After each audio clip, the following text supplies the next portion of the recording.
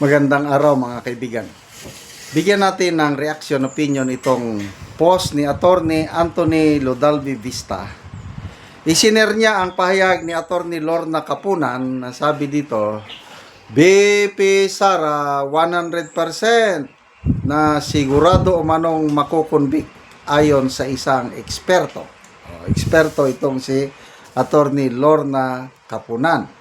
So, ito ang reaksyon ni paliwanag ni Attorney Vista. Certainly, in an uncertain process, a critic of Attorney Lorna Kapunan's 100 conviction claim. Attorney Kapunan's declaration that Vice President Sara Duterte faces a 99% or even 100% likelihood of conviction is legally careless. Coming from a well-known lawyer, the statement carries weight in public discussion. That is precisely why it deserves sharper scrutiny. A lawyer should clarify constitutional limits, not convert an uncertain impeachment process into a political prophecy. So, nabigla rin ako sa ganitong statement kasi controversial lawyer itong si Attorney Kapunan. May nabasa kong comment na parang nagpaparamdam. Bakit? Parang gusto niyang maging private prosecutor kasi ang Kamara as proposed by Congressman Luistro, inaamin niya na sila mga prosecutors, mga members ng Committee on Justice, kulang sila sa experience sa actual litigation. Kulang sila ng law practice. At nakikita ko na sa trial sa Senado, ilalampaso sila ng mga batikang trial lawyers ni BP Sara. Yung mga kinuhang abogado ni BP Sara, abogada, matagal na sa profession nila, lalo na yung Attorney Sigfrid Fortun, more than 40 years na siya sa law profession eh. Wala kang, talagang ilalampaso ka ng mga veterano. Parang kami, sa trabaho namin, between a captain or a major na marami ng laban na pinagdaanan compared sa tinyente na bagong report sa serbisyo, sa unit na wala pang actual baptism of fire sa encounter. Ganyan ngayon ang labanan. Veterano ang mga trial lawyers ni BP Sara compared itong mga kongresistang abogado. Inaamin nila na wala silang experience. Kaya ito, parang interesado si Attorney Kapunan na ma-hire na private prosecutor ng Kamara. Kaya yun, nagpaparinig. Ano pa? Maraming controversial issues dito kay Attorney Kapunan, yung hazing case. I don't know what year yung ages, yung fraternity ages, yung biktima Castillo ba yun, Alilio, nagsampahan sila ng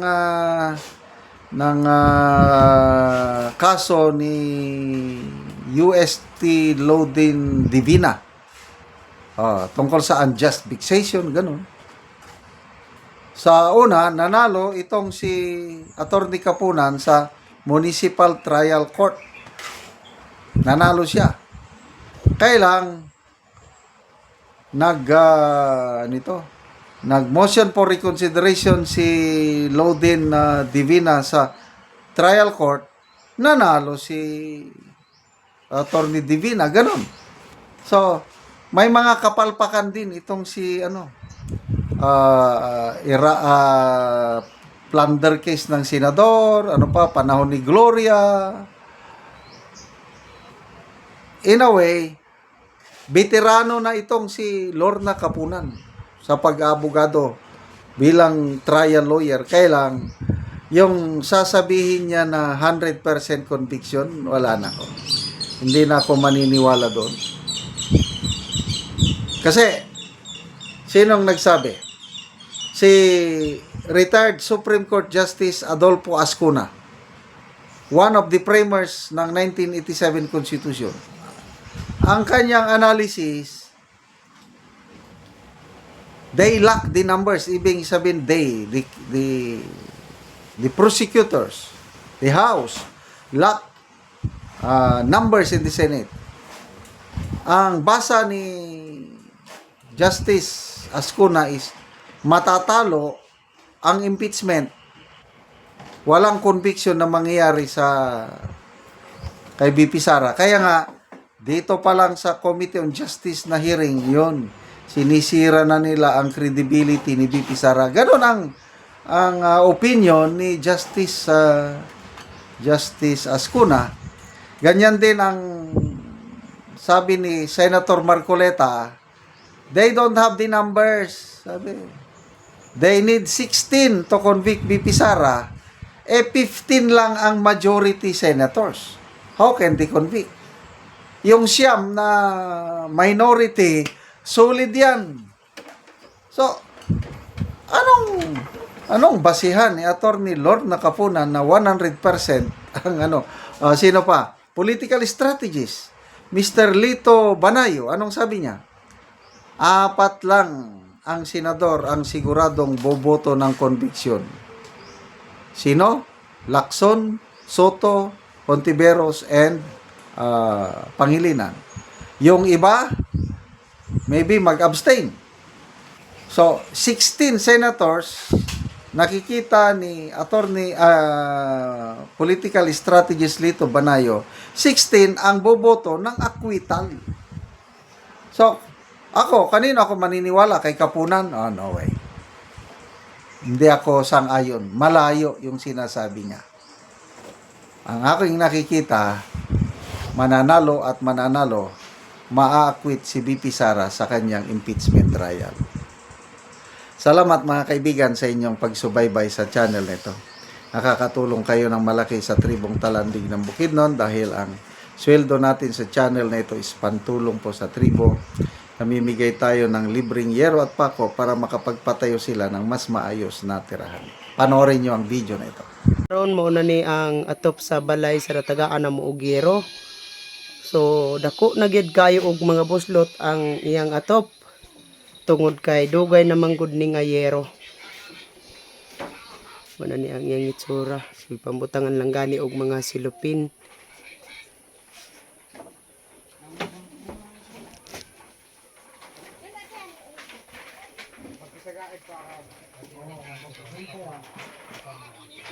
Og mo na ni ang gihatag na nga yero kang ante.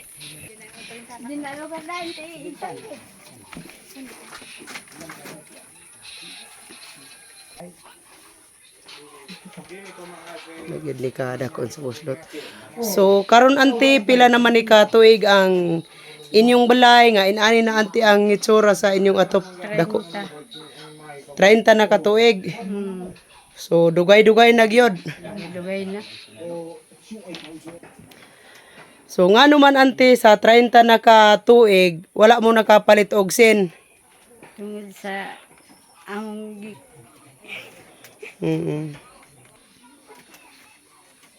kalisod. So igo ra dang amo gipalit sa makaon. So taman ra gyud ante sa pagkaon. Taman ra sa pagkaon. Oo, so naa pa kay estudyante karon ante? Wala. Wala na kay estudyante. Wala.